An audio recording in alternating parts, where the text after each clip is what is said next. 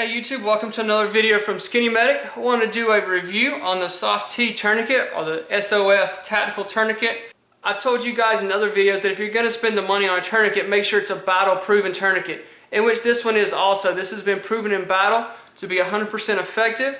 So this is another good viable option for a tourniquet for your IFAK, your blowout kit, your trauma kit. Taking a look at the design, this is the part here that's going to go across the extremity, the arm or the leg. It pulls tight here. It's got a clamp. It's got pull the clamp and you can see the webbing flows through. On this clamp here, it has a screw that comes up, and this screw is optional. However, it is a good idea because if you're evacing yourself or you're evacing the patient, there is a possibility that this clamp can get pressed. And if you've applied the tourniquet and have bleeding controlled, and this clamp gets pressed, it will release the tourniquet.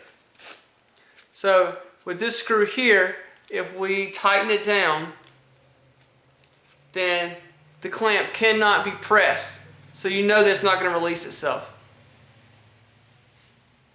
Moving up just a little bit higher here, this does have an aircraft aluminum Windsor. It does have a texture to it, so if your hands are muddy or they're bloody, that you're not going to lose grip on it when you're applying the tourniquet. Once you get this tight and you have lost peripheral pulse and the bleeding is controlled, then it has two triangles this locks into. Now there again, if we are in a situation where we can see the extremity and we can see the wound, we would apply this just a few inches above the injury site. But if you're in a tactical care under fire situation and you cannot see the extremity, of course you would apply the tourniquet as high up as possible. You also do not want to apply the tourniquet over a joint. Alright, demonstrating on how we would use it. This is applying it to the arm. This gets pulled tight.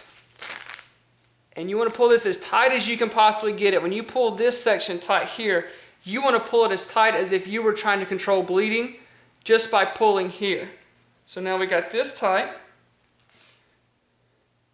Then you can spin here, and you spin until the bleeding is controlled and you've lost peripheral pulse. This gets locked. We have it locked into this triangle, but you could also lock it into this one. You also have the ability to lock it in both, but as long as you get locked into one of these, this is not going to come loose. And then we'll tighten or screw down, and then the tourniquet has been applied. It has a tab here so we can write down the time. Right now the T-CCC recommendation is roughly 2 hours that you can apply the tourniquet and there will be no neurological deficits, anything like that with the extremity. But at least try to keep a decent idea of what time you applied the tourniquet. The strap itself extends out a good bit so you can get it even across a large leg.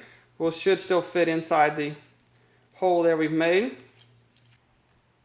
Thank you for watching. You never know when you'll be the first responder.